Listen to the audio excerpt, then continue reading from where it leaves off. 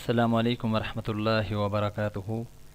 اعوذ باللہ من الشیطان الرجیم، بسم اللہ الرحمن الرحیم۔ محترم سامعین، میں امید کرتا ہوں آپ سب خیریت سے ہوں گے۔ ماں کی جانب سے صدقہ۔ حضرت سعد بن عبادہ رضی اللہ عنہ کی ماں عمرہ بنت مسعود کا انتقال ہوا تو وہ ان کی خدمت میں موجود نہیں تھے۔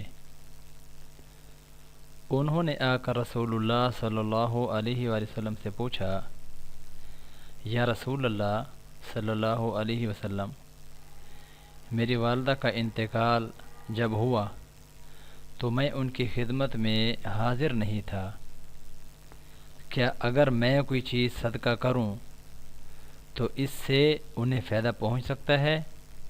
آپ صلی اللہ علیہ وآلہ وسلم نے اس بات میں جواب دیا تو انہوں نے کہا کہ میں آپ کو گواہ بناتا ہوں کہ میرا مخراف نامی باغ ان کی طرف سے صدقہ ہے۔